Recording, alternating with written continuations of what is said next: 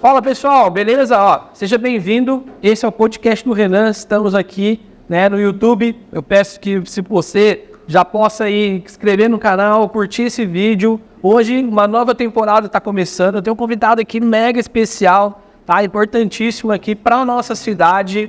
Estou aqui hoje com o prefeito de Guaratinguetá, Marcos Oliva, irmão, seja bem-vindo. Muito bom de ter aqui, viu? Obrigado, Renan. É um prazer estar aqui. Caramba! Fazendo parte desse podcast do Renan aqui, que já está fazendo barulho na região aqui, hein, Renan? Assim. E nós estamos aqui, sexta-feira. Chegou a sexta-feira, que nós anunciamos aí esses dias. Olha, sexta-feira não percam o podcast aqui do Renan, que eu vou estar aqui. Isso mesmo. Pra gente bater um papo gostoso. Graças a Deus. Sextou, né? Sextou. Chegou a sexta-feira. Estamos hoje aqui para falar esse dia lindo, bonito, né? Exato, cara. Não tem sexta-feira feia, né? Não existe. Sexta-feira pode estar chovendo, fazendo sol. Sempre sexta-feira, sextou. É isso. É o dia do happy hour, é o dia de ir para os barzinhos, tomar um e tem show aquela frase, amigos, que o cara fala na internet, que é que meio-dia. Quem fez, quem não fez, não faz mais, né? Então, sexta-feira para meio-dia já é sábado. Rio de Janeiro, assim, o pessoal já não trabalha sexta-feira, né? Rio de Janeiro, carioca, sexta-feira é dia de já se preparar para praia e tal, e expediente lá de segunda a quinta, né? Aí. Meu irmão mora no Rio de Janeiro, é dentista lá e... Bora pro Rio. Ele fala, sexta-feira, Rio de Janeiro já é final de semana. Caramba, olha isso, cara. Ô, Soliva, fala uma coisa pra mim. O seu nome, ele é Marcos Soliva, né? Marcos Soliva. Você tem quantos anos, meu irmão? Fala pra mim. Eu tô com 63 anos, mas com um corpinho de 62, né? Caramba, isso aí, pô. É muito bom, cara. 62, cara, não parece que tem 63 não, cara. Que doideira. E você é casado, tem filho? Casado com a Andréia. Um beijo, Andréia. Eu tenho minhas 4 princesas em casa, né? Que eu tenho 3 filhas. Eu falo pra Andréia até... Andréia, você tem a mania feia de engravidar, viu? Porque ela ficou grávida 6 vezes. É sempre os números ímpares vingavam, né? Na época, antigamente, falava assim, esse vingou, esse não vingou. Olha isso. E os números ímpares vingavam e os números pares, a gravidez era interrompida. Olha. Então, eu era para ter 6 filhas, ou filhas, né? Porque eu acho que só nasce mulher mesmo, não tem jeito. Se eu fosse continuar tentando... Olha isso, cara. Aí chegou o momento que eu falei para André, eu vou operar porque só esse tipo de mulher aí, 3 já dá conta do recado, mas a Andréia, né, que cuida das meninas, tudo, eu falei, maior trabalho é para ela. Das meninas. A Maria, que aliás, Laís é mais velha, tem 10 anos, a Maria tem 8 e a Isabelle, que é a raspinha do tacho, tem 5 anos. Olha isso. Eu falei, eu comecei minha vida de ter filhos com 53 anos de idade, imagina. Caramba. 53 anos, tive minha primeira filha. Viveu bastante. Já aproveitei bastante, viajei bastante, então... Isso, tá na hora, né? Criar as filhas... Você é um pai ciumento, Soliva? Ainda não. Ainda não, né? Ainda não. Não tá naquele termômetro, né? Vai ter aquela fase que você vai andar com chicote no pescoço. Isso, cara. Com a cartucheira cheia. Armado. Tem que ser, cara. Senão, fala pra você. Deus abençoe. Eu sou pai de menino, de homem. E sempre foi meu sonho ser pai também. Eu quis ter o Noah, né? Meu filho hoje tem 8 anos. E a gente quis ter... Renan, eu tô me preparando psicologicamente, assim, pro dia que... Chegar um namoradinho. Chegar e pegar minha filha, assim, beijando o namoradinho. Aí eu tô me preparando psicologicamente pra não dar um piti ali. Torcer de ir pra cima. Torcer pra ser um filho de um amigo, né? Pelo menos. Entendeu? Pelo menos, afinal, você não vai bater nele, eu vou bater nele e depois vou acabar a amizade. É verdade. Mas você fica pensando, poxa, no dia que minha filha chegar pra ele, pai, esse é meu namorado, vai cair o mundo, né? Vai cair o mundo, irmão. Falar pra você, cara, o negócio deve ser difícil. Ó, quem é pai de menina aí que tá assistindo o vídeo aí, comenta aí se é difícil mesmo, né? Se é um negócio que é light, não, é tranquilo, faz parte da vida. Eu, falar pra você, eu ia ter uma muralha pra ser enfrentado também, cara. Não, e a gente dorme. Eu tenho minha casa lá, tem o quarto delas e o meu quarto da minha mulher, da Andréia. As três dormem na mesma cama que a gente. Você vê, até a Laísa mais velha com 10 anos não quer dormir. Não, e é uma delícia, né, seu livro? Aí dorme aquele bolo de gente na cama, você dorme mal, acorda com o pé na cara, cotovelo. Coberta, já sem coberta. Aí elas... Bom, criança acho que rodopia mais na cama. A gente deita na cama numa posição e fica... Você acorda lá do mesmo jeito. A criança, não, a filha vai rodando na cama. É verdade. Mas é gostoso, viu? Cara, é bom. A gente dorme mal, mas é prazeroso. Você dorme... Eu ouvi falar, né? Eu gosto muito desse assunto aí, Solim, que você tocou, cara, que é paternidade. Porque eu penso, né, e pretendo ser o melhor pai do mundo, cara. Você me desculpa, né? Mas, de verdade, eu quero esse título aí, eu faço de tudo pelo meu filho. Eu estudo muito sobre isso também, né? E eu sei, às vezes, alguns riscos que as pessoas falam, né? Uns malucos falam aí que risco de filho dormir na cama do marido, do pai, papapá. Cara, pra mim isso é pura balela. Eu tenho que amar meu filho quanto tempo ele ficar ali comigo, porque daqui a pouco as meninas estão grandes, meu filho tá saindo de casa, e aí? Cria asa e... Vai embora, irmão. Bate asa e vai embora. Né? Não chega um dia que você vai ver que você vai sofrer da síndrome do ninho vazio, né? Nossa, deve ser horrível. Mas eu, como eu tô pai mais velho, né? Acho que vou curtir minhas filhas por muitos anos da minha... E depois falei para elas, olha, depois vocês vão cuidar do papai também. O papai vai ficar velhinho, vocês vão ter que ajudar. E fala uma coisa, ajudar o pai também, né? Muita gente faz isso até, né, cara? Né? Eu tiro uma dúvida para mim até pessoal, então. Importante até essa pergunta, porque eu falo com meus amigos, né, quem tá assistindo aí me conhece, que eu falo para todo mundo, falei, cara, na hora que você tiver filho, sua vida é transformada. É incrivelmente, é um poder, é um negócio que acontece dentro de você. Seu filho nasceu, você já é outra pessoa, sua cabeça muda. Você chegou a se arrepender já, quando você viu ali, né, a sua primeira filha, falou, puta, devia ter isso aqui antes, devia ter sentido esse amor, que é um amor que é indiscutível, né? Não, só quem é pai sabe, cara. Só quem é pai sabe. E quando você vê, o que passa pela cabeça sempre é agradecer a Deus, né? Por nos dar a oportunidade, né? Da paternidade, de ter filhos e curtir esse momento da vida. E aí você fica pensando, poxa, se eu tivesse tido antes... Hoje eu já estaria sendo avô, né? Se tivesse tido filho com 20 e poucos anos de idade. É verdade. Mas Deus escolhe o momento, viu? Eu acredito muito que Deus escolhe aquele momento que a gente está preparado para ser pai, para criar, para ter todo esse zelo, né? Porque a gente faz parte da vida delas o tempo inteiro. Mesmo depois que crescerem, que são adultos, os filhos continuam dependendo dos pais, no aconselhamento, no acompanhamento, e a gente curtindo cada momento, né, do crescimento do filho, cada vitória que ele vai tendo, porque eu acompanho, né, porque eu acompanhei os 3 partos, né, fiz questão de assistir o parto das minhas filhas, e a gente começa a ver a evolução delas, desde quando nasce, né, já é o fator da gestação, da criança no ventre materno, né, vai crescer, vai nascer, aí começa todo o processo de desenvolvimento dela.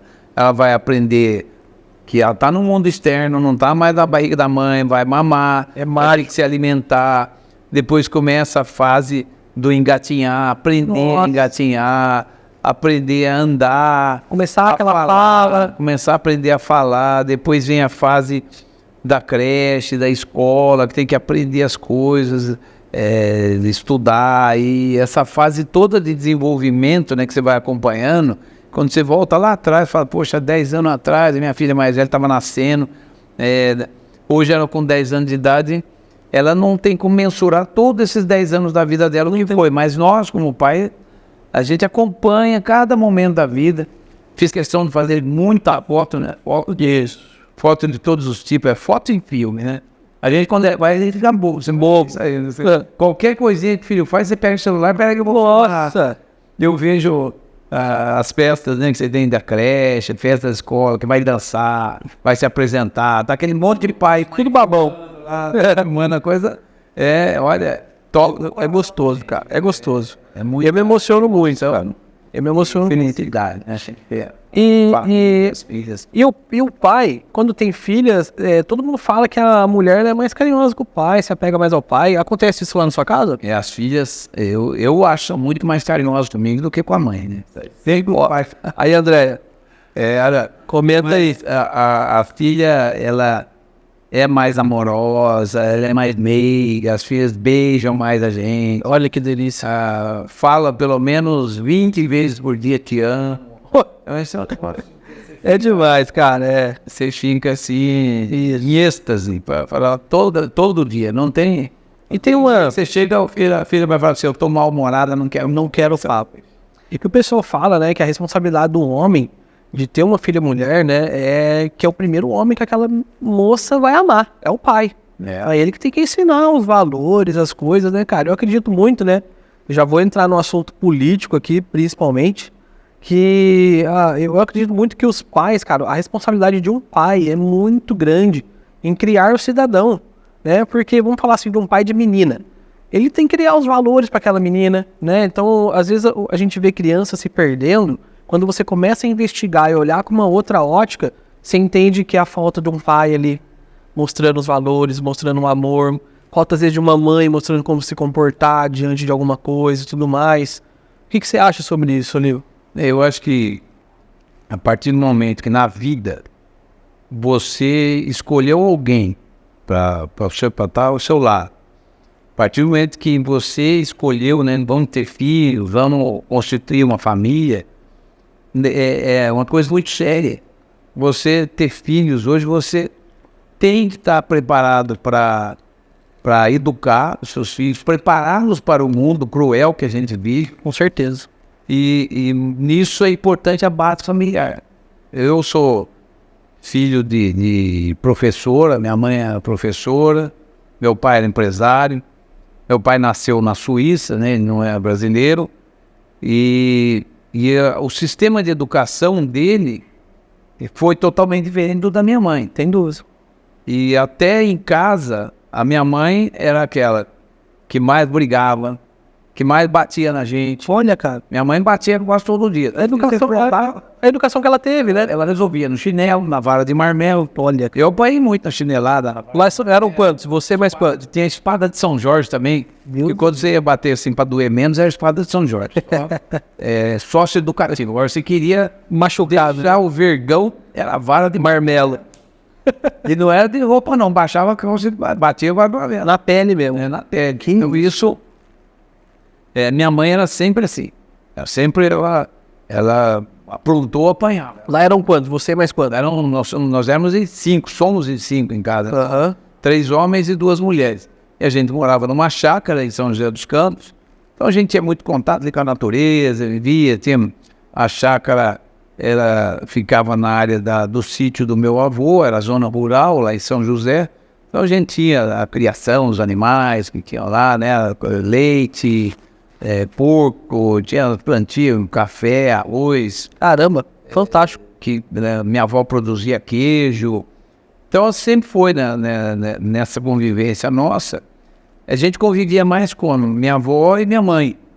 E meu avô, que tinha olaria, ela também trabalhava na mesma área. Mas o meu pai, ele tinha concessionária que montou aqui em Guaratinguetá em 1967. Caraca! E ele vinha de São José todo dia, ele fazia esse vai e vem. Uhum. Ele, quando chegava à noite em casa, tinha todo o ritual que meu pai fazia questão. Meu pai nunca bateu nos filhos, meu pai sempre foi enérgico, rigoroso, mas ele não batia. Sim. Ele achava ruim, ele quando regalava o olho para nós, aí ele botava medo na gente. Mas ele, quando chegava em casa, todo dia tinha um ritual, porque ele, como era suíço, tinha o ritual dele não entrar com sapato dentro de casa.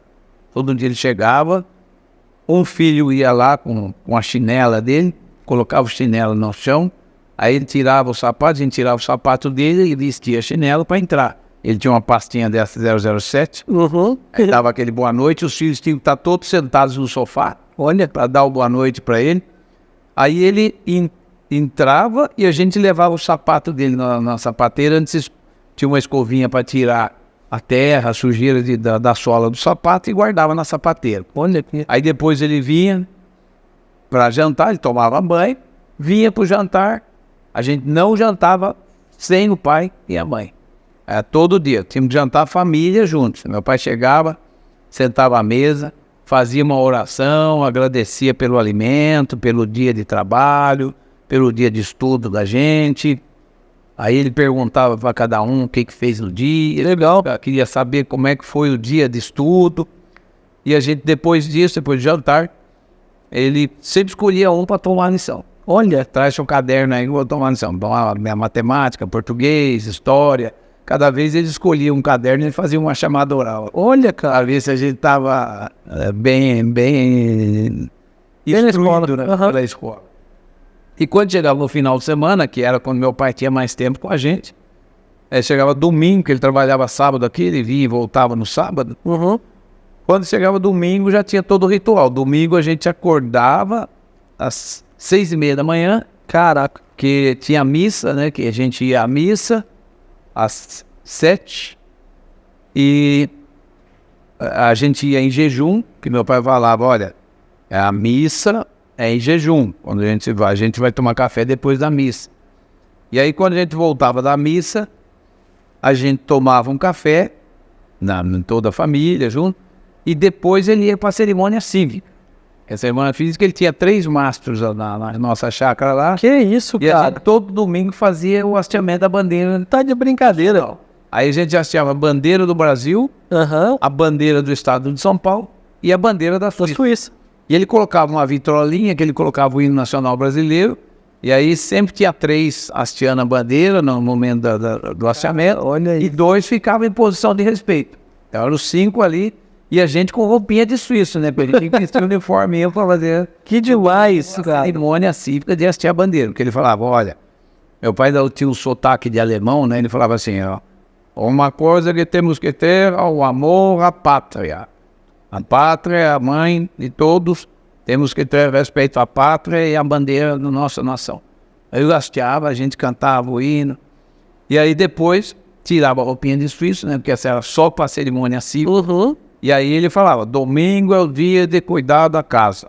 Domingo é o dia da família. Olha, cara. Nós vamos cortar a grama, arrumar o jardim, arrumar o pomar, as frutas, verduras. E a gente trabalhava amanhã, né? Depois da cerimônia cívica, a gente trabalhava na nossa chácara ali, cortando grama, arrumando os canteiros de flor. Cara, que demais. Arrumava a horta, né? Colhia as hortaliças, tirava as pragas, frutas também que a gente tinha na chácara. Então, ele gostava de fazer esse trabalho com a gente. Domingo, aí chegava 2 horas da tarde, a gente parava e ia almoçar, e o almoço é a mesma coisa. Ele fazia toda aquela homilia, né? Que ele fazia, o discurso dele na mesa era sempre pró-família e falando também da importância da criação. Fala assim, olha, o pai e a mãe trabalham para dar para vocês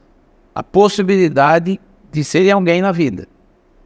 Vocês terem um bom estudo, uma boa formação, a gente alimentar vocês, uma boa alimentação, vocês estarem preparados para o desenvolvimento do saber e, acima de tudo, fazer de vocês cidadãos. Cidadãos dignos, honrados. E que o dia que o pai e a mãe não estiverem mais aqui, a gente só pede uma coisa para vocês. Que vocês continuem honrando o nome do pai e da mãe. Olha isso. Ele, todo domingo ele sempre falava. Emocionante, cara. Emocionante. E era muito bacana, porque a gente dava um valor para aquele momento, né? Meu pai gostava de fazer esses discursos. Ele perguntava como foi a semana de cada um. O que nós tivemos de aula, de dificuldades, que demais, atividades, ele conversava bastante com a gente na mesa, depois a gente almoçava, daí ele liberava, ele disse, agora vocês podem ir. brincar, podem curtir o resto do domingo aí, porque segunda-feira amanhã tem que estar de pé para ir para aula. Eles sempre deixavam a gente na escola, né? Porque a gente saía, estudava de manhã, então a gente acordava lá 6 horas da manhã, se arrumava e meu pai deixava, ele fazia questão de deixar a gente na porta da escola. Olha isso. Que fantástico, cara. Que história maravilhosa, hein? E emocionante até. Por isso que é interessante, né, falar o que a gente falou aqui agora há pouco, da importância, né? Como que, sinceramente, né, uma criação top dessa, como é que cria um marginal, um cara que se perde às vezes na sociedade? É impossível, né, cara? O método de educação, ele varia, mas o mais importante é o seu filho ter uma visão que ele tem uma família. Que ele tem um pai, tem uma mãe, tem Isso. avó, que ele tem direitos e tem deveres também. Desde criança a gente aprende. Meu pai sempre fazia questão disso. E honrar isso. Meu pai às vezes chegava no armário nosso lá, olhava, tava bagunçado e falava assim, vai arrumar o armário. Bora. Aqui você não vai sair para brincar se não arrumar o seu armário. Aí ele cobrava. Incrível. Se a gente não arrumasse, não saía do quarto. Então você não está castigando o seu filho. Você está educando o seu filho. Você está preparando ele para o mundo. Sem dúvida. E tem muito disso. O filho, ele tem que crescer com essa estrutura familiar. Ele tem que crescer sabendo diferenciar o que é certo do que é errado. Sem dúvida. E hoje o maior flagelo que a gente tem da humanidade é a dependência química. Total. E na dependência química, a gente vê muito desajuste familiar, desequilíbrio, crianças, onde os pais trabalham, os que têm pais, pai e mãe, trabalham e muitas vezes no contraturno escolar não tem tempo de cuidar dos seus filhos. E os filhos, a pior fase é aquela fase da adolescência. Sem dúvida. Quando está ali 10, 11, 12 anos de idade, quando já começa a sair de casa para brincar na rua, é um bairro ali, distancia, as crianças começam a brincar na rua, começam a conhecer esse mundo cruel, conhecer aqueles que vão levá-la para o mau caminho. Então a criança tem que ter uma estrutura emocional preparada para dizer não às drogas, dizer não às coisas erradas. Essa é uma preocupação que a gente tem, nós somos pais, né? Os nossos filhos, o que nós temos que prepará-los, né, para esse mundo. A gente vê, né, esse mundo do celular, né, porque a gente não está falando de uma camada social. Sim. Nós estamos falando de um problema generalizado. Sem dúvida. Você pega a dependência química, pega todas as camadas sociais, sem dúvida. Pega pessoas que são bem nascidas, pessoas que têm poder aquisitivo. A gente vê os pais sofrendo, porque o filho, através do celular, ficou conhecendo muitas coisas erradas, né? O pai muitas vezes dá o celular do filho e não acompanha o que o filho está vendo. Acabou. Né? Você começa a ver. Ele vai ser corrompendo, né? Coisas que filho olhando como cometer suicídio, não, umas coisas absurdas. Então, hoje, o celular pode ser uma arma na mão de seu filho. Tem que tomar muito cuidado. E por isso que a gente, até na função, né, pública, a gente tem muita preocupação com as crianças nas escolas. Por isso a gente cria os vários programas, né? A Beth Sampaio, que é a nossa secretária, ela faz questão de ter os programas de contraturno escolar. É programa esportivo, esporte em ação, segundo tempo força de esporte, terceiro tempo força de esporte, você tem programa de dança para as meninas, GR, você tem a programação cultural que você faz, tem o Lions Quest, tem Google for Education, você vai criando vários programas em que as crianças estão perto ficando envolvidas, porque o ideal para nós, até tem pais que não concordam, é que os filhos estudassem em tempo integral. Porque normalmente o pai trabalha 8 horas por dia, 10 horas por dia, e o filho tem que estar a maior parte do tempo monitorado pela escola para que eles sejam melhor encaminhados. Sem dúvida. Porque muitas vezes o pai deixa, eu não tenho que me deixa com uma página, deixa com o irmão mais velho para cuidar, e acaba não tomando conta da criança naquele momento que ela tem que estar protegida. E às vezes até educando da forma que o pai educaria, né? Às vezes deixa brecha. E no mundo moderno, Renan, não dá para você admitir que os pais não podem trabalhar os dois. Um tem que ficar em casa. Não dá. Hoje, a complementação da renda familiar é importante de dois trabalhos. Mas, quando você tem a opção de ter um filho, você tem que saber que vai ter um momento que você vai ter que ter essa preocupação com quem você vai deixar seu filho na hora que você estiver trabalhando, né? Por isso é importante, né, a posição do avô, da avó, que acabam ficando. Exato. E tendo esse comprometimento com a educação dos filhos. Ô, Soliva, tira uma dúvida para mim. Você sempre gostou de política? Ou aconteceu algo na sua vida que você falou, cara, eu vou virar político, vou me candidatar, vou fazer alguma coisa? Como é que foi essa transição aí de ser um bom empresário e querer? Foi muito amigo falando na sua cabeça? Como é que foi essa história? Esse é um negócio que é muito louco, viu? Perdão. Meu pai não gostava. Meu pai fez parte, um período da vida dele, da vida pública, como presidente de uma empresa pública lá em São José dos Campos, que era o Urbano. E ele teve a oportunidade de participar de diversos projetos bacanas, e que naquele momento ele viu que existia oposição do mal, e que puxa o tapete daqui e dali. Então ele sempre falou, olha, não entrem para política porque é sujeira. O pai falava, política é sujeira, Meu Deus. política você não consegue colocar os seus ideais. Eu sempre discuti isso com meu pai. Eu falava, pai, se a gente não se engajar na vida pública, nós perdemos o direito de reclamar. Se a gente não colocar o nosso nome à disposição para um projeto, né, para você ter uma missão de doar uma parte do tempo da sua vida para a causa pública, você não pode reclamar, você não pode criticar político. Sem dúvida. Meu pai falou, mas nós não participamos. Nós não vamos participar, não participa. Meu pai sempre segurou isso de eu não participar, então eu sempre fui muito objetivo na minha vida, nunca me encaixei em vida política, nunca pensei em querer ser político, até pelo respeito que eu tinha ao meu pai. Sim. Mas meu pai faleceu em junho de 2012, e eu era diretor da empresa, eu era o sucessor imediato dele na empresa, eu estou desde o meu de 79, né, desde os 19 anos que eu estou na Guaramotor, e quando meu pai faleceu, nós já estávamos trabalhando a campanha do Miguel Sampaio, que era candidato a prefeito na época, e o Miguel me convidou para ser candidato a vereador.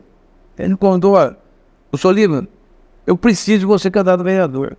Você tem que dar a sua contribuição, vem trabalhar na vida pública para poder colocar essas ideias suas de desenvolvimento e tal. No final ele foi me convencendo e me convenceu a sair candidato a vereador.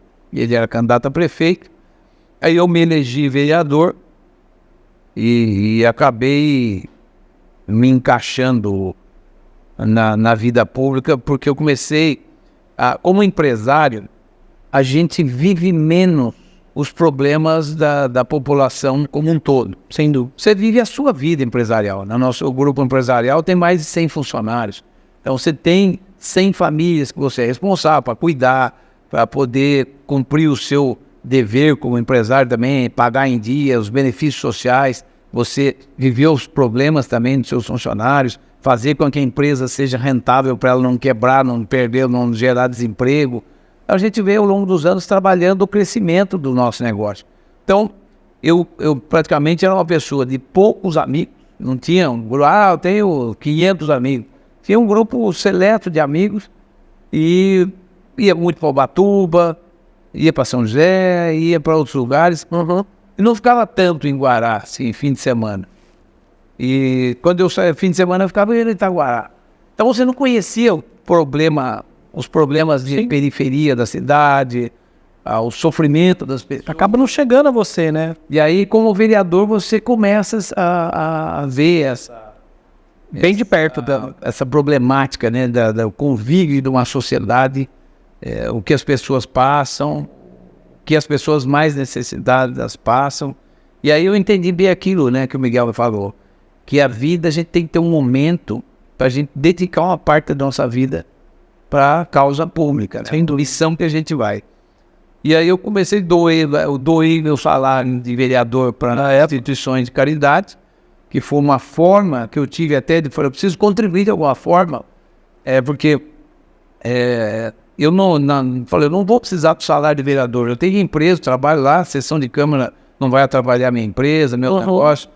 E aí eu fiz essa doação, mas por incrível, o Ricardo já estava comigo, né, Ricardo, lá nesse período, e a gente via as pessoas chegando com os seus problemas, seus anseios, das necessidades das entidades, e a gente pôde conhecer a dificuldade que passavam essas pessoas que trabalhavam voluntariamente, né? Isso é importante a gente frisar, porque o poder público, ele não consegue chegar até onde as instituições chegam, até onde as igrejas chegam, para esse trabalho social, humanitário, um trabalho de socialização, de ajuda às pessoas. Então, isso me seduziu a continuar na vida pública. Depois fui candidato a deputado, tive uma boa votação, e aí, pelos amigos que... Agora você está preparado para ser prefeito da cidade, ser candidata. Aí ainda falaram, você escolheu o pior momento, porque os grandes clãs políticos da cidade estão disputando essa eleição. E você não é de clã político, Guará é uma cidade tradicional, você não vai ter chance, porque são famílias tradicionais políticas que estão disputando. Quebrou todo o nome. Eu coloquei meu nome e a gente acabou ganhando a eleição.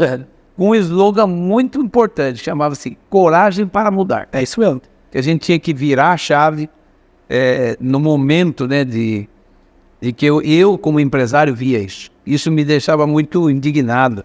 A gente não vê a cidade evoluir. É isso aí. A cidade de Guaratinguetá... Não, mas você que veio de São José, né? A cidade de Guaratinguetá, 100 anos atrás, era maior que o de São José. Não acredito. Ela era o dobro de São José dos Campos. Que isso? Aqui era referência para educação, saúde, cultura, ensino, educação. Era referência, era Guaratinguetá no Vale do Paraíba. Em 1919, quando morreu o Rodrigues Alves, que era presidente da República. Então nós tivemos esse período do Rodrigues Alves como um período de franco desenvolvimento de Guaratinguetá. Você somava Taubaté e São José para dar o tamanho de Guaratinguetá. Que isso, cara? Então nós tínhamos lá... Você sabe me dizer onde que erramos? Então, aí a gente começa a estudar estrutura geopolítica de Guaratinguetá, o que aconteceu com a cidade, ela parou no tempo. O que houve? Parou de crescer. Foram os políticos que passaram? Com a morte do Rodrigues Alves, a gente criou um hiato aí, teve uma lacuna de políticos com representatividade, com viés de desenvolvimento, de crescimento. E aí tivemos o Broca Filho final dos anos 40, mas ficou 30 e tantos anos. E nesse período, São José dos Campos começou a crescer, deixou de ser cidade de tuberculoso, porque São José dos Campos era cidade de sanatório. Cara, as pessoas iam lá para morrer, não iam lá para viver. Minha mãe foi internada lá, não foi, pai? Não foi Campos Jordão. Então, mas você vê, era Campos Jordão e São José dos Campos. São José tinha 5 sanatórios. Então, é uma cidade que não ia para frente. Tinha tudo para não ir. Aí tinha tudo para não ir. Aí, num determinado momento, 2 médicos lá tinham posições diferentes e venceu a posição do médico que queria que São José investisse na industrialização e não em novos sanatórios. E foi onde começou o viés de crescimento de São José nos anos 50. Aí meu pai, quando veio para cá em 1967, você tem uma ideia, não é tanto tempo, não mesmo. 1967, ele montou a concessionária aqui em Guaratinguetá, porque Guará tinha 95 mil habitantes e São José 120 mil. Então era praticamente o mesmo tamanho, eram cidades próximas uma da outra. E de lá para cá, São José está com 700 mil habitantes e nós estamos com 120. Olha isso. Então você vê que deixamos de crescer. Então aí a gente começa a ver a política do coronelismo, é negócio de cidade que não pode crescer, que senão a gente perde o poder. Se você expandir muito a cidade para muitas indústrias, vem muita gente de fora, aí passa a ter mais gente de fora do que daqui, a gente perde o controle da cidade. Começou essa política lá dos anos 60, que ficou como outra enraizada, né? A tradição era essa.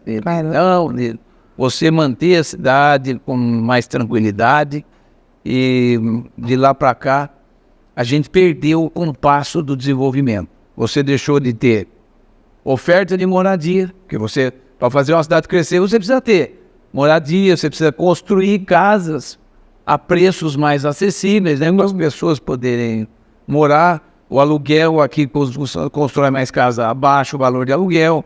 Então, quando a gente vê esse retrospecto de você ter um desenvolvimento industrial, que Guará começou a ter desenvolvimento industrial, mas as pessoas não têm onde morar. E aí? Muita gente que trabalha em indústria aqui, mora fora de Guará. Caramba, cara. Gente que mora em Lorena, gente que mora em Moreira César, gente que mora no Putim, mora em Aparecida. Aparecida não, Putim. Aparecida já está bem estrangulada pela dimensão territorial.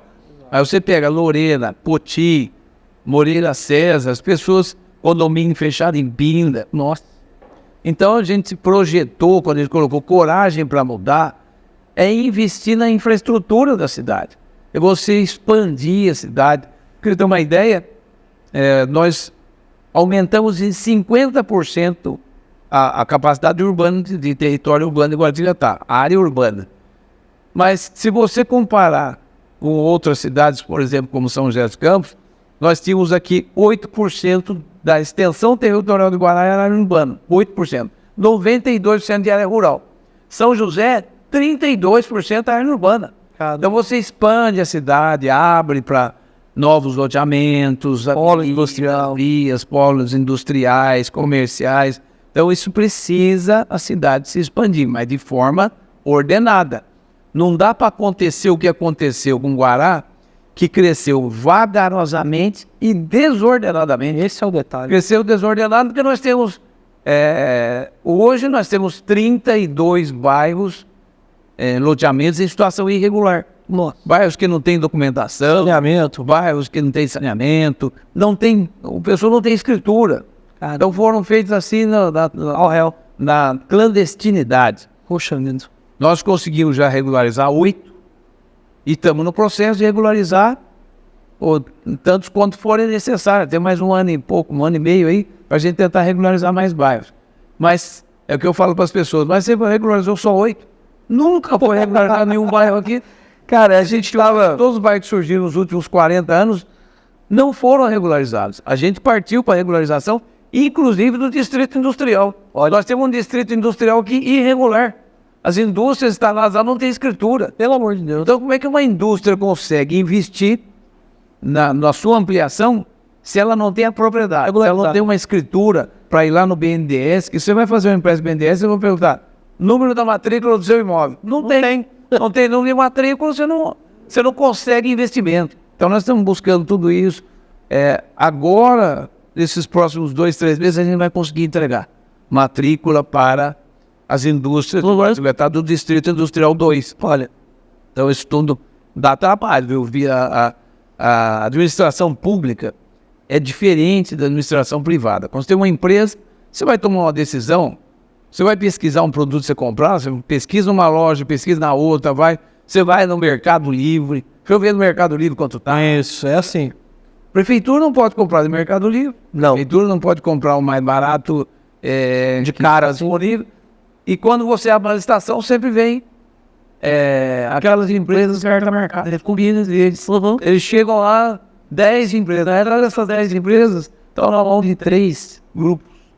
E eles combinam, preço aqui, preço ali, para não, todo mundo ganha. Para não baixar muito o preço. E aí a prefeitura sempre acaba pagando nesse cara. Ô, Soliva, você está no último mandato seu hoje, né? O segundo mandato. Cumprindo meu 7º ano, né? Legal. Ano que vem é o 8º ano de governo. A gente espera entregar uma cidade melhor do que aquela que a gente... Qual que foi no seu ponto de vista, mesmo de Soliva, sabe? Nem de como as pessoas te olham. Mas, para você, qual que foi o maior feito seu hoje nessa história sua na cidade? Olha, eu acho que, em termos de feito, é difícil a gente falar em feito, a gente fala em desafio, né? A gente, quando entra, a gente tem uma missão de melhorar a infraestrutura urbana, mas eu cito alguns itens importantes. O primeiro mais importante é a gente ter conseguido ter o nosso próprio pronto-socorro, né? A nossa unidade de saúde, a nossa UPA, que esse é um ponto nevrálgico da população. E as pessoas, quando elas têm elas são acometidas por alguma doença, elas têm que ter um lugar que funciona 24 horas por dia, 365 dias do ano, que tem médico para atender, que tem estrutura para atender. Porque lá, na nossa UPA agora, passa em torno de 500 pessoas por dia. Então você imagina 500 pessoas por dia passando. Muito perto. Se você não tiver médico para atender, estrutura, vai chegar no final da tarde, vai ter 500 pessoas na porta no negócio. Olha como vai ficar de gente lá. Então você tem que ter as pessoas entrando, vão saindo, entrando, saindo. E muitas vezes você chegar lá, está lotado, porque não tem 500 pessoas. Você tem que ter essa estrutura de médicos. Tem dia que nós temos 5 clínicos gerais atendendo ao mesmo tempo. Para poder fazer a fila andar. A fila tem que andar, porque a pessoa tem que sair dali medicada. Muitas vezes a pessoa reclama. Eu fui lá no pronto-socorro, fiquei 6 horas lá dentro. Você ficou 6 horas lá dentro? Foi atendido? Fizeram a triagem. Depois demorou 1h30, 2 horas, o médico me atendeu. Aí deu um medicamento lá, eu fiquei lá esperando para ele me atender. Não, você ficou esperando para passar, para ver se o efeito aconteceu, né? O efeito do remédio que você tomou, se você melhorou, para poder te liberar. E se precisar, vai ficar internado. Ponto final. Tem gente que vira 2 dias no pronto-socorro, mas fica internado. Hoje nós temos um pronto-socorro lá que dá uma condição de dignidade. Tem leito, nós temos ali, acho que são 27 leitos. Que a pessoa, se precisar pernoitar, ela noita, ela vai dormir, vai ter alimentação, vai ter café da manhã, vai ter almoço, vai ter janta. Para essa pessoa estar alimentada também. Então, essa estrutura não é barata. Essa é uma estrutura cara. Então, esse é um desafio, porque a gente tem que arrumar dinheiro que a gente não tem. Busca dinheiro de uma secretaria, de outra. E a obrigação do município é investir 15% na saúde pública, 15% do orçamento. A gente investe 33%. E ainda precisa de mais dinheiro. Estou em busca de mais dinheiro. Tira uma dúvida para mim, Sonível. Deixa eu te interromper até. Existe a gente viu semana passada aí, né, o governo atual querendo acabar com aquelas escolas cívicos militares, né? Será que existe a possibilidade do próximo prefeito acabar com a UPA, por exemplo? Você acha que corre esse risco? Não tem. Acho que não tem como acabar com a UPA. O cara é maluco, né? O prédio nós construímos ali. Era um prédio de uma delegacia, que o então governador Geraldo Alves, minha época, nós aplicamos um golpe dele. Ele veio aqui para inaugurar um trecho. Vem aqui para ver o negócio. Ele veio para inaugurar um trecho da estrada, acabou saindo daqui com o compromisso de ceder o prédio da delegacia para a gente montar a UPA, né? Mas ele foi muito ponta firme. O Geraldo é daqui. Ele é daqui, não é ajuda. Ele é daqui, então ele tem um carinho especial para o Guaratinguetá. E teve um momento certo que ele pôde nos ajudar. Então o doutor Márcio Ramalho, que era delegado seccional, também foi importante nesse momento.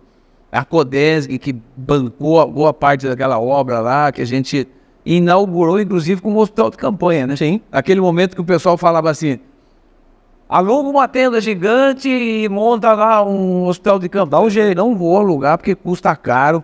Você paga um absurdo, uma fortuna, e depois são excessivos, embora e não volta mais.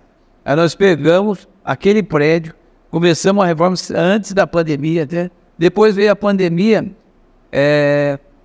5 meses depois, nós estávamos inaugurando o hospital de campanha. Eu bem disso. E o hospital de campanha foi decisivo, porque nós conseguimos ter quase 50 leitos de UTI só para Covid. Eu fui atendido lá. Nós não mandamos nenhum paciente daqui de Guaratinguetá para internar em outra cidade por falta de leito de UTI.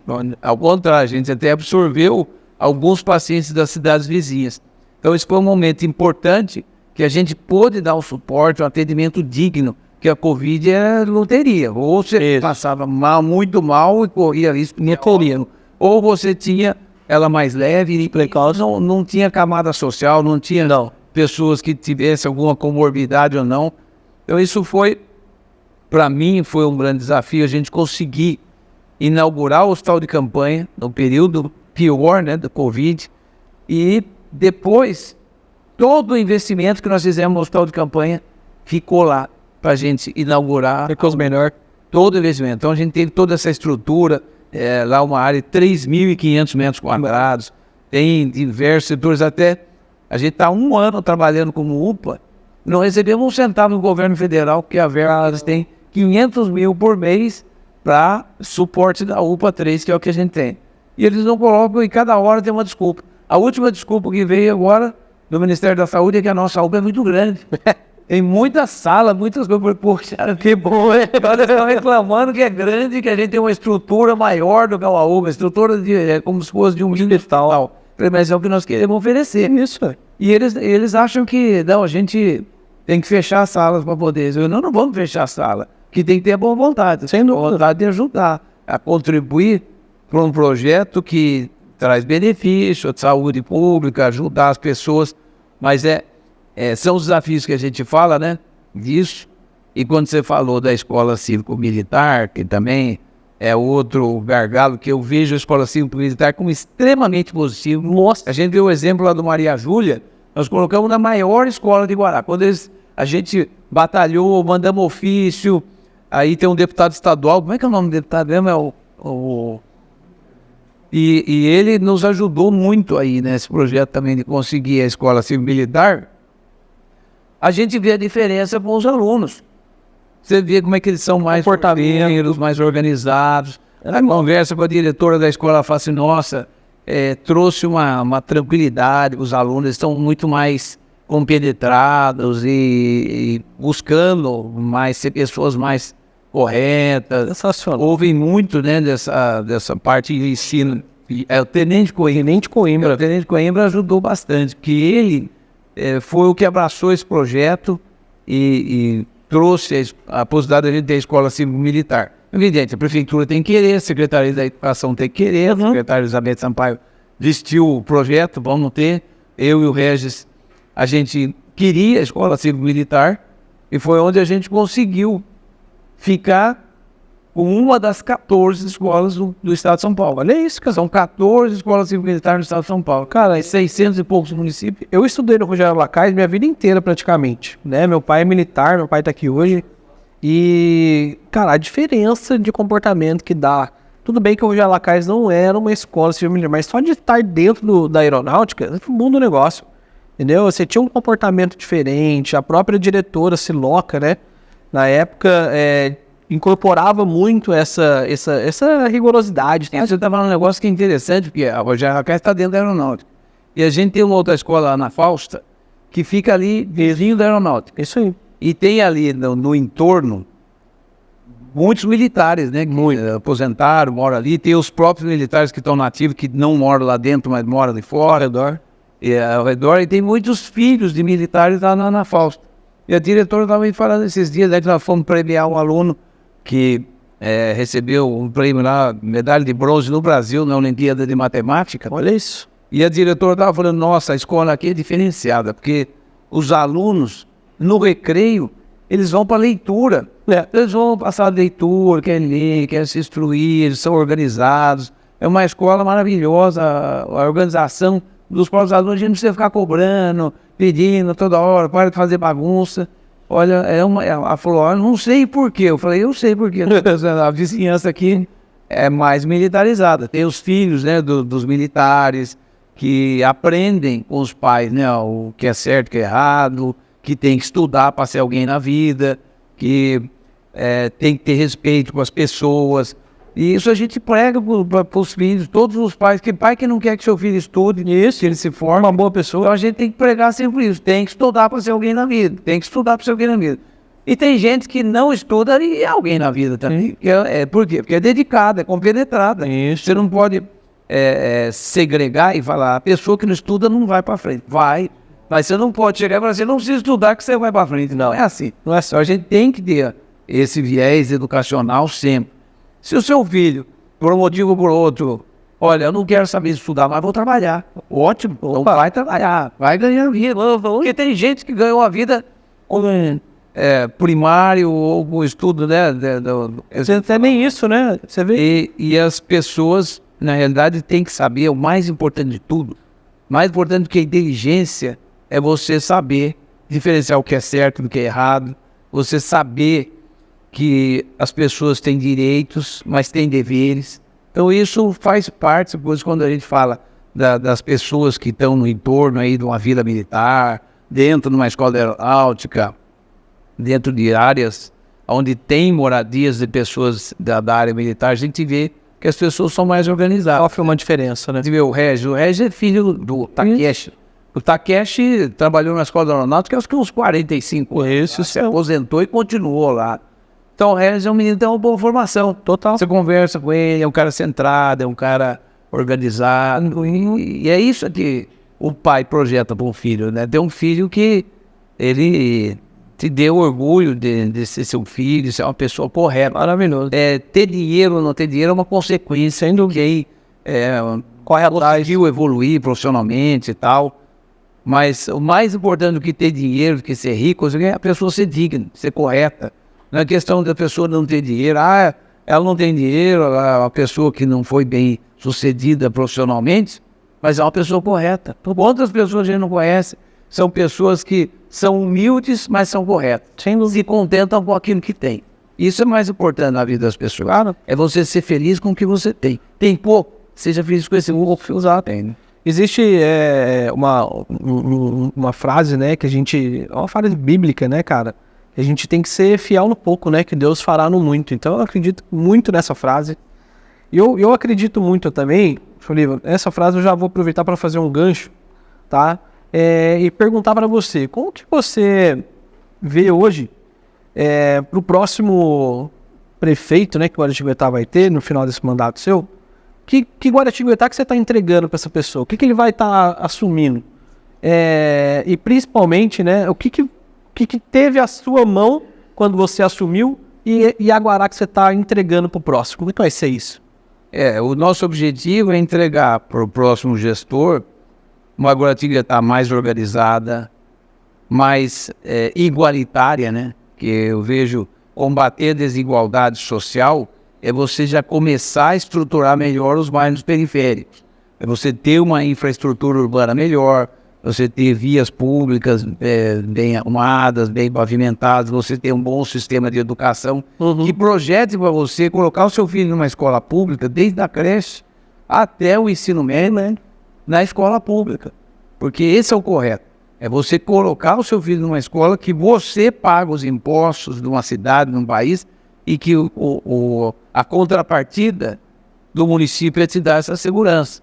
Você ter uma boa educação, você ter uma boa segurança pública, porque você ter uma cidade mais segura, a gente entregar uma cidade com um sistema de saúde melhor, que a gente está buscando essa estruturação ainda. Nós não temos uma saúde de primeira qualidade, nós temos que investir mais, nós temos que nos estruturar mais, já evoluímos perante o que era, mas é o que a gente quer entregar isso,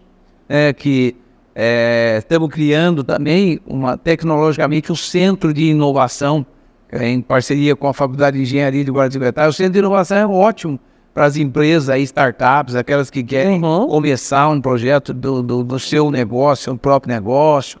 Então isso tudo é um conjunto de fatores que a gente busca para entregar uma cidade que a gente sabe que é a cidade onde a gente nasce, onde a gente vive, onde a gente quer criar os nossos filhos, os nossos netos. A gente quer que as pessoas fiquem aqui. E para que elas fiquem aqui, a gente tem que ter oportunidades. Gerar oportunidade de emprego, gerar oportunidade do negócio próprio, através do turismo, né, que nós estamos fazendo, a infraestrutura turística. A gente tem oportunidade de emprego no turismo, que é uma mola propulsora também, fonte de geradora de emprego e renda. Então, eu quero entregar esses 8 anos, essa estrutura, e a estrutura de uma administração pública bem organizada, funcionando o mais próximo da perfeição. No verde, principalmente, né? Verde, sem dívidas, sem contas astronômicas para pagar, porque a gente veio administrando essa dívida pública para ela ir diminuindo em vez de aumentar, porque todas as cidades, né, têm os seus comprometimentos, né, empréstimos que fazem para financiamentos imobiliários, construção de bairros, pavimentações, mas o importante é você investir nisso. Nós saímos de um orçamento de 300 milhões, quando eu peguei a prefeitura, e já a projeção para esse ano é a gente chegar a 600 milhões. Então, dobramos o orçamento do município. Então, nós estamos buscando dobrar o orçamento para entregar uma cidade que tenha mais capacidade financeira de investimento e um controle melhor de você gastar menos do que você arrecada, mas principalmente gastando bem, cuidando do dinheiro público, porque se é um ensinamento que o gestor público tem que ter, é que o orçamento é que nem unha. Se você não cortar ele toda semana, ele cresce. Você perde o controle.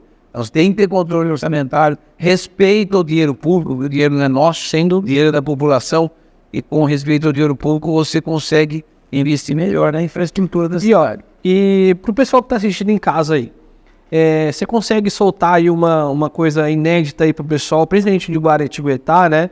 Nesse próximo ano que a gente vai ter você indo como prefeito aí, o que a gente pode esperar dessa Guaratinguetá? Vai acontecer alguma coisa que você tá na manga?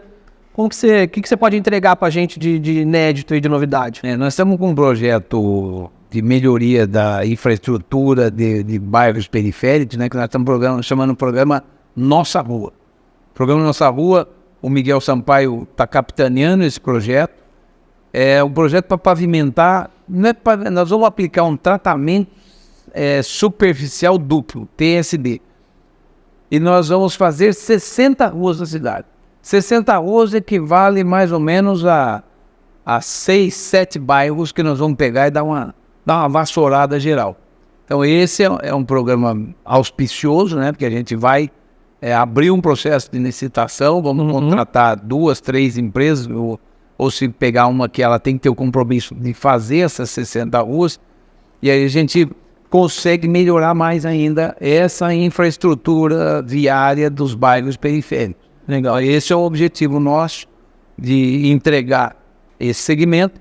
E o meu maior desafio a partir de então passa a ser o anel viário de Guaratinguetá. Vai rolar. O anel viário, nós estamos com um projeto, porque quando você pretende gastar menos, você não pode se importar tanto com prazo. Sim. Se eu preciso disso esse ano.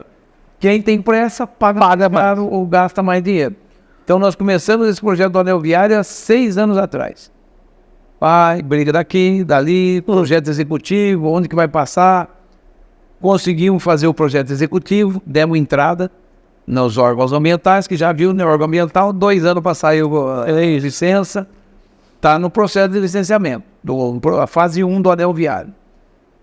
Para que a gente concretize a fase 1, nós temos que ter um viaduto sobre a linha férrea e sobre a Padroeira do Brasil, quilômetro 67 da rodovia Presidente Dutra, entre Guará e Aparecida. Olha isso. Então vai ligar a Chácara Séries ali, Ronis. Nós vamos fazer uma nova entrada para Guará, que é essa entrada do anel viário, que é ali, que passa por cima da Padroeira do Brasil, por cima da linha férrea e vira à direita. Aí vai por aquela área de várzea, né, que tem uma parte um pouco mais alta, que é o braço morto do Paraíba, e ali ele vai sair, esse anel viário, a primeira fase na Avenida Luiz Carlos Fonseca, que é aquele Mário Covas, o pessoal que vai da JK e vai para o Jardim Roni. Depois do Jardim Roni, ali, depois do Paraíba, antes de chegar no Jardim Roni, vira novamente à esquerda. Vai ligar lá o Parque São Francisco. Vira à esquerda e dá a volta, liga no Parque São Francisco. Ali já, projeto também executivo, já no processo de aprovação, no Grapuab, nos órgãos ambientais, que deve ficar pronto essa semana, segundo me falaram. Essa semana, entrega o projeto. Caramba! O projeto a gente começa a obra, eu acho que eu vou fazer a fase 2 primeiro e deixar a fase 1 para a próxima gestão. Por quê? Porque nós ganhamos o viaduto da MRS. Foi uma interlocução durante um tempo, fica brigando, vai fazer o pago. Aí a MRS, na renovação da concessão, ela incluiu esse viaduto como contrapartida. Em vez de ela dar o dinheiro para o governo, ela faz o viaduto. Acho que eu faço. Então ela vai construir esse viaduto a custo zero para nós. Então isso envolve uns 10 milhões de reais de economia no projeto. Porque o viaduto é muito caro. E aí nós teremos a possibilidade de expandir Guaratinguetá para aquela região ali das Pedrinhas, né, da Estrada das Pedrinhas, onde tem muitos loteamentos surgindo. O que a gente precisa para a gente aumentar mais a nossa extensão territorial de área urbana? Mobilidade. A gente tem que ter avenidas de interligação. Uma cidade, para ir para frente, ela tem que ter entrada e saída. Se a gente não tiver entrada e saída, acesso fácil, as coisas ficam mais truncadas. Sim. Quem vai hoje para as Pedrinhas tem que passar por dentro do Jardim Roni, lote pelas ruas, aí sai lá no Parque São Francisco, pega Alexandre Fleming. Nós queremos fazer tudo por baixo. Avenidas com 3 pistas de cada lado e tal. Avenida que liga região de Santa Luzia, região Putinho vai ser beneficiado também. Sem dúvida. Segue, a bifurca ali, vai para o lado das Pedrinhas, onde a gente já tem cobrado dos empreendedores a duplicação da Estrada das Pedrinhas Alguns trechos já começaram a ser duplicados. Então, essa estrada tem que ser pista dupla também. Todos aqueles loteamentos que estão surgindo tendem a aumentar mais ainda se nós tivermos a mobilidade urbana. Avenidas de interligação, que a pessoa sai lá de Santa Luzia, Nossa, e não dá para na Dutra. É isso aí. 5 minutos está na Dutra pegando o caminho do Distrito Industrial. porra, cara. Então isso é fundamental para a gente poder, Sem dúvida. evoluir nesse quesito crescimento da cidade, infraestrutura da cidade. Então, o ano que vem, eu quero estar, se Deus quiser e os órgãos ambientais também nos ajudarem, eu quero estar entregando essa fase do anel viário ali, do Jardim Oni até, Cara, a região. que fantástico. A gente mora ali. A gente mora bem ali no final do Mário Covas ali. E é uma obra que, cara, ajuda muito ali, né, cara? Desafoga toda aquela João Na Pessoa. Avenida do Mário Covas, você atravessa assim, Nossa. menos de 1 minuto. Exato. Sai dali. Agora, se não tivesse, você tinha que sair, João pegar Pessoa. a Rosinha Filipe, pega João Pessoa com 10 sinais. Putz. E vai demorar, você demora 20 minutos para chegar em casa. E ali você vai. Então, por isso que eu falo, via pública, avenidas, são fundamentais para o crescimento da cidade. Nós começamos agora a Avenida Este, que liga isso é legal. a César Zangrande a Antônio da Cunha. Ali vai sair naquele Aeron Blanc. Vai sair mais ou menos ali. Ali do Aeron Blanc. Aeron Blanc, desce lá, vai até o Beira Rio. Antônio da Cunha. E sai numa linha reta para Dutra, porque pega aquela avenida lá cá, E vai sentido Liber. lá cá e vai, pega a ponte Cabo Chicão e sai lá no Distrito Industrial. Caramba. Então, isso vai desafogar muito aquele trânsito que tem ali na Gustavo Molica, na Alberto Barbeta, lá perto de Itaguará também, aquela rotatória, O acesso. Henrique Turner, né? Pra falar a verdade, tem muita gente que já faz essa interligação de moto, bicicleta. Porque existe um negócio. Tem um caminho. Mas, pô, agora. Tudo que a gente fala, precisa de dinheiro. Então, o verbo do DAD vai fazer, porque ali nós temos o Santuário de Frei Galvão, aproveitamos, né, para unir o útil ao agradável. Aproveitamos a verba do DAD, são 4 milhões de reais naquela avenida, numa pista. Nós temos que construir a segunda ainda, porque ela é uma avenida deve ter uns 2 quilômetros de extensão. Então, é uma avenida, tem que ter uma infraestrutura, você começa do zero, você vai pegar ali no meio do pasto e construir uma avenida. Tem que ter estrutura. É diferente de você pegar uma estrada já consolidada e pavimentar. Ali você tem que construir a estrada. E isso é importante. Você pavimentar, é importante, você pavimentar as ruas de terra dos bairros, mas criar novas avenidas também. A criação de novas avenidas é fundamental. Não é só você manter as vias públicas em bom estado, você tem que ampliar, criar mais vias públicas. Isso é o projeto Anel Viário. Igor, a gente chega numa reta final. Tem mais algumas perguntinhas aqui pra gente finalizar. E eu queria agradecer muito, né, você que tá aqui, que chegou até esse momento do podcast, tá? Queria agradecer de verdade, tá? Você tá comigo nessa, tá com a gente aqui, o Soliva, estreando essa nova temporada do podcast. Quero agradecer a agência Dope, quero agradecer o Vinícius da Carrec, quero agradecer o Pastel do Zapa, né, por estar patrocinando o Zapa. Pastel bom, hein? Que eu não almocei, vim direto pra cá, pra gente bater esse papo. Aí cheguei aqui, pastel do Zapa esperando. Falei, você tá de brincadeira, dá meio que eu não almocei. Valeu até a pena. Delicioso, viu? Olha, Ó, o Pastel do Zapa, Soliva, ele me falou que o ano passado ele ganhou como o melhor pastel da cidade, cara. Olha isso. você sabe que eu comi um pastel de carne com queijo? Eu nunca tinha comido um pastel de carne com Que foi uma surpresa, né? Como é saboroso, viu? Cara, eu também. Eu comi um de frango catupiry. Tá de parabéns, viu, gente? Ó, o Zapa. É o que a gente fala, é inovação, né? É isso, cara. A gente precisa de modernização, inovação, gente que cria essas coisas, né? Sem dúvida. Isso é bacana. E aí, ô Soliva, nessa reta final, o que eu imagino, tá? Não sei se vai ser um assunto polêmico, né? Mas a gente vê o Soliva, né, acabando esse mandato. Eu acredito muito que você não vai parar sua carreira política, né? Eu quero já aproveitar isso e te perguntar, tá encerrando, acabou ou não? Você vai para deputado, vai para governador, vai fazer senado, alguma coisa assim? E principalmente, o novo prefeito. Você já tem alguém que você está apoiando? Existe alguma coisa nesse sentido? Como é que você me conta? Nós temos nosso grupo político, viu, Renan? Eu ainda falo, feliz o prefeito que está no final do segundo mandato e tem 3 postulantes, né? A ser o seu sucessor. Quem são eles? Porque quando o negócio tá feio, o pessoal fala, eu não vou pegar essa bucha. Eu que não quero pegar essa bucha. Todo mundo quer agora, né? Aí é bucha, aí negócio daí o pessoal corre, aí você vai largar só problema pra mim. Mas a gente feliz que Isso foi um trabalho em grupo. Ninguém faz nada sozinho, né? Então, quando a gente Eu tenho uma frase que é trabalha em grupo, é muito mais fácil. E nós temos um grupo bem formatado, né? O ideal é que os 3 se compusessem e um nome para prefeito, vice, o outro tivesse como vereador, como secretário, né? Porque o secretário é fundamental para uma boa administração. Nós temos o nosso secretariado é comprometido, envolvido, né, com a aplicação do dinheiro público. O que a gente fala, a principal frase e que você tem que seguir é a principal palavra, né? Limpe. Limpe é legalidade, impessoalidade, moralidade, publicidade e economicidade. São princípios fundamentais de uma boa gestão pública.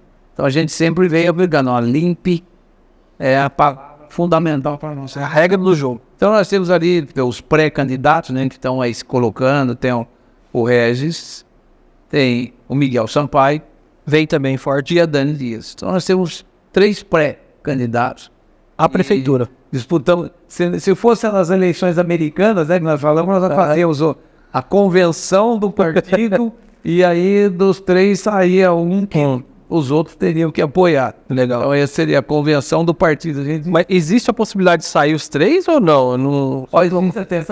Existe? Aí os 3 Então aí você tá ferrado, hein, cara? E agora? Quem que eu vou ajudar? Cada semana ajuda um, né? Não, aí a gente reza e torce. Quem dos 3 ganhar, nós estamos bem na foto.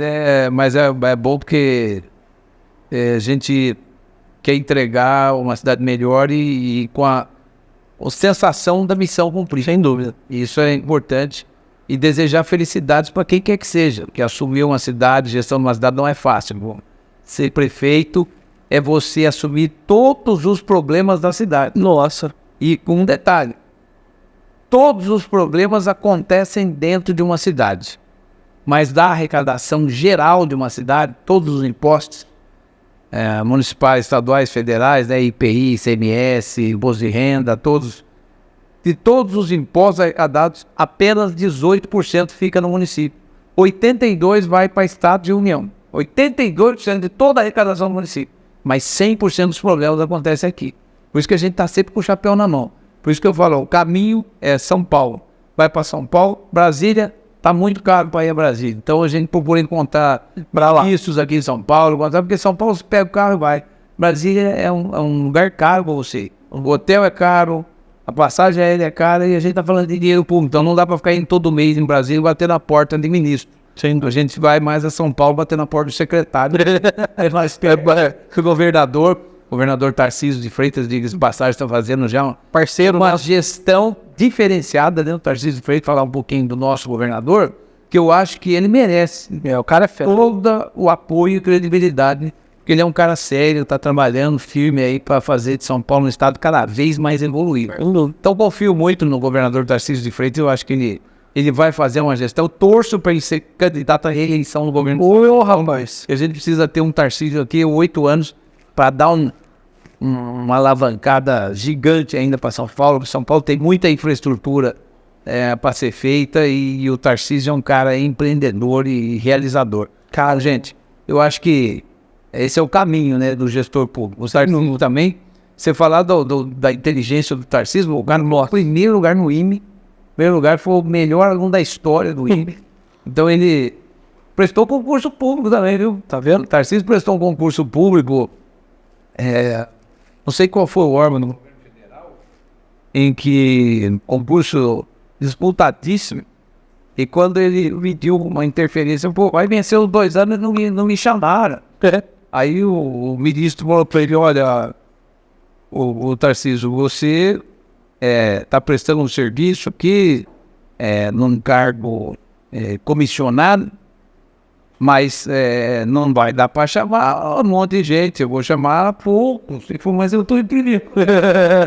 É só chamar um, já tá. Pode chamar, né? Chama aí. Eu estou em primeiro lugar, passei em primeiro. Tá vendo? Ele sempre foi um cara diferenciado, inteligente, não é político. Isso é importante, cara. Não é que o cara fala que não é político, né? Ele não é politiqueiro.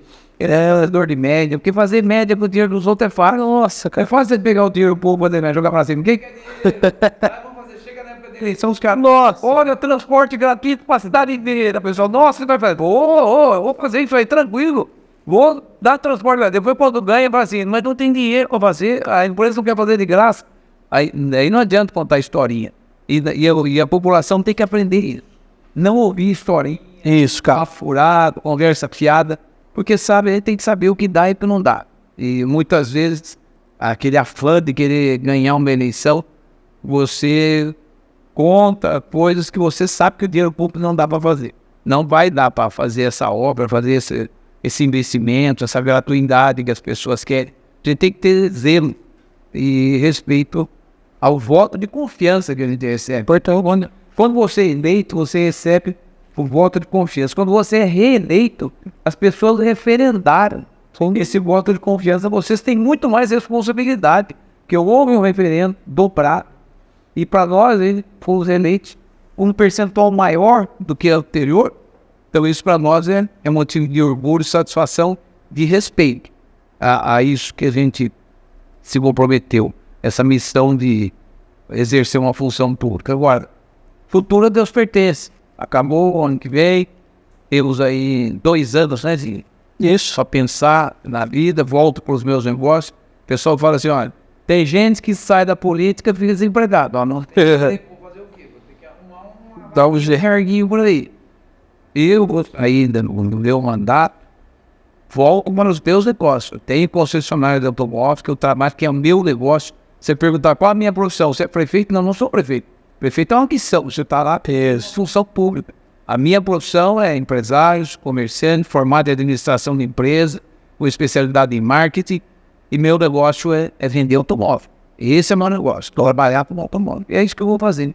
Aí depois, cultura desse pertence. 2026, Tá aí. que nos espere, né? Tá vendo? Para 2026, estão trabalhando lá para eleger o Tarcísio. Novamente. Maravilha, maravilha. Presidente, a gente fala, futuro Deus pertence. Agora, para o governo do estado, nós temos que trabalhar pelo Tarcísio. É isso, cara. Nós temos um ótimo governador e que o estado de São Paulo é uma mola propulsora do Brasil, carrega o Brasil nas costas. Isso aí é um fator importantíssimo, a gente ter um estado pujante, como temos o estado de São Paulo, que ele leva o Brasil. Sem dúvida. Porque se São Paulo quebrar, o resto do Brasil quebra. Sem dúvida, sem dúvida. Mas é isso aí. Pessoal, Gostei, olha, bacana. Gostou? Acho que a gente falou de muita coisa séria, né? Começou a falar do Corinthians, será que ganha? Ó, e hoje é sexta-feira ainda, quero ver. Vota aí quem você acha que vai ganhar, tá? E ó, aquela música não sonha. olha lá, São Paulino aí fica maluco. São Paulo tá melhor, né? Nitidamente. Tem que ser de sonhar, é batalhador. E torce pro time, mesmo no pior momento, dá por isso que chamava fiel. Verdade. Eu fui naquela parte dos 20 anos do sentido, né? 21 anos do sentido. Quando ganhamos em 77, eu tinha 17 anos. Você tava lá. Tinha 17 anos que eu tinha nascido, eu não tinha vindo com ele. Ô, rapaz. Esse é o problema de ser corintiano, é o sofrimento. Ó, Soliva, eu quero te ver aqui de novo, quero que você volte, né? Até pra gente terminar um papo, fazer outro tipo de bate-papo, né? Mas eu queria muito agradecer a sua presença, né? Sei que sua agenda é cheia. Uma honra pra gente, né? Aqui da agência, Dope e aqui do podcast do Renan, ter você aqui conosco, abrindo, né? Essa nova temporada. De verdade, muito obrigado. Foi ótimo ter você aqui, tá? Ó, você que tá em casa, muito obrigado também. Eu vou deixar esses minutinhos aí pro Soliva se despedir, deixar um recado para quem ele quiser. Fica à vontade aí, Soliva, essa hora é sua. Aproveitar para agradecer, né? Essa oportunidade, viu, Renan, da gente falar em podcast. Primeira vez que eu venho com podcast. Ó, que honra, cara. Falei, nossa, como é que é um podcast? E agora? O Ricardo ficou da... Você vai ver, não é modernidade, mas é muito mais a gente bater papo, conversar, falar, é legal. Tem a obrigação daquele microfone, né, pessoal? Peraí, vamos lá no cafezinho, mais 30 segundos, em 30 segundos, programa de 1 hora, você fala 15 minutos. O resto é comercial. Mas a importância da gente estar aqui para poder falar das coisas da nossa vida pessoal, falar um pouco da cidade, que eu acho importante, a gente conscientizar o cidadão, que é um recado que a gente sempre gosta de deixar no final. Uma cidade vai muito melhor E ela evolui muito mais quando o cidadão é comprometido também. Então, esse é um pedido que a gente sempre faz para o cidadão. Saiba dos seus direitos, mas também dos seus deveres. Ajude a sua cidade a ser uma cidade melhor. Colocando lixo, nós estamos na campanha do lixo, saco azul, lixo reciclado, saco preto, lixo orgânico, facilita mais, tanto para os catadores de lixo, como para o próprio pessoal nós da coleta. O mato que cresce na sua calçada é seu, não é o município que tem que cortar. O mato que cresce na calçada, você que tem que cuidar, a sua calçada ser pavimentada, concretada, ou bem arrumada, para ter essa acessibilidade para as pessoas. O terreno baldio não é porque terreno baldio tem que ser mato, tem que crescer mato, as pessoas têm que cortar. Isso ajuda muito a gente a ter uma cidade mais limpa, mais organizada, não dúvida.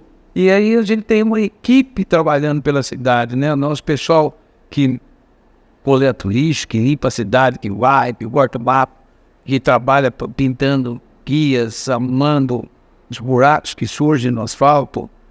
Mas a gente precisa da sinergia com o cidadão. O cidadão também nos ajuda e faça a sua parte. E eu quero agradecer a essa equipe nossa, todos os servidores públicos, os nossos secretários que trabalham com a FIM, comprometidos com esse nosso projeto. E aqueles que têm a paciência de me dar o suporte e me ajudar, que é minha família, né? Minhas filhas, minha mulher, meu sogro, o Nelson também, que cuida das minhas filhas, mora com a gente, minha sogra, a Miri. E dizer para vocês, estamos juntos. Maravilha, meu irmão. Você é o cara, fiquei muito feliz em te conhecer melhor. Fiquei muito feliz pela história do seu pai também. Incrível, incrível, incrível. E pessoal, mais uma vez, obrigado. Esse foi mais um podcast do Renan, tá? Se você gostou, deixa o seu like, inscreva-se aqui no canal, tá? Vou deixar aqui a descrição do Instagram do Marcos Oliva, vou deixar o do podcast do Renan também, o da Careca. Obrigado a vocês pela paciência, né? Pô, durante uma horinha aí por aí. Obrigado aí, pessoal. Pessoal, até mais, viu? Beijo grande, obrigado, tchau, tchau.